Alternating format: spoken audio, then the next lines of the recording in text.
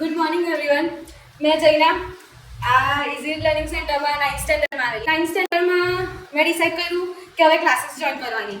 તો 9th સ્ટેન્ડર્ડમાં જ્યારે અમે એડમિશન ટેસ્ટ આપવા આવેલા તો મેં રુદ્ર હાથે જ આવેલા, કેમ કે અમારું ફિક્સ જ હતું કે અમે હાથે જ એડમિશન લેવાના છે. પર પછી એડમિશન ટેસ્ટ આપી તો મારું તો એક ક્વેશ્ચન જ છૂટી ગયેલું, જે હતું 12 માર્કનું. એટલે છૂટી ગયેલું એટલે મેં જોયું જ નહીં, એટલે ભૂલમાં રહી ગયેલું, એટલે માર્ક્સ ઓછા થઈ ગયેલા. અને પછી જ્યારે ઇન્ટરવ્યૂ આપવાનો ટાઈમ આવ્યો તો સરે પૂછી હોબી, એટલે મેં કહ્યું મેં તો હોબી નામની વસ્તુ છે જ નહીં. તો મેં કીધું ઊંઘવાનું બહુ ગમે સર. સરે કીધું મને નહીં બહુ ગમે ઊંઘવાનું.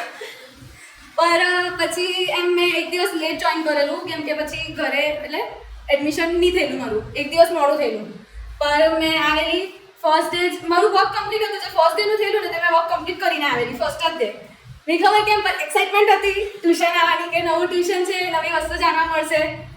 9thમાં એટલે રેગ્યુલર પેન્ડિંગ નહીં પણ પેન્ડિંગ બી આવેલું છે, એ રીતે કહેવાય ને કે આતે જાતે રહેતે, એ રીતે આવેલું પછી ગયું આવ્યું ગયું આવું થયું ના. 10thમાં બી એવું જ થયેલું છે.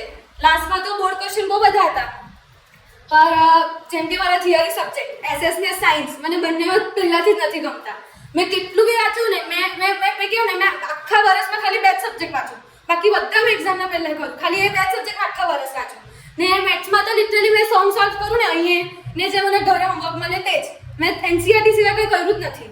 ને મેં લિટરલી એક્ઝામના પહેલા દિવસે તો મેં મેથ્સ વાંચું, ને બધા મને કહે કે જઈને મેથ્સ વાંચે, બધા હશે મારા પર.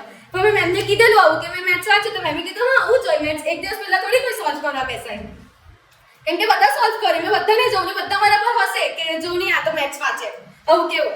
તો મેં કીધું કે લાસ્ટ ટાઈમ પર સોલ્વ કરીને કંઈ મતલબ નથી, કેટલા બી દિવસ હોય, 4 દિવસ હોય કે 5, હવે બી મેં આ બોર્ડમાં 3 દિવસની રજા હતી, મેં એક બી દિવસ એક બી સમ સોલ્વ કર્યો હોય તો મને કેવું મેં એક બી સમ સોલ્વ નથી એસએસ ને સાયન્સ બી મારું બહુ ઇમ્પ્રૂવ થયેલું છે. એસએસમાં 80 હોય તો 70 અપ જ આવતા છે મારા તો હમણાં. ને સાયન્સમાં 9thમાં મારા હાઈએસ્ટ આવતા, પછી 10thમાં સ્ટાર્ટિંગમાં પાછા ડાઉન થઈ ગયા. પર મારી બોર્ડની એક્ઝામ હારી ગયેલી છે સાયન્સની, કેમ કે મેં લાસ્ટ મિનિટ પર બહુ મોટિવેટ કરેલું છે.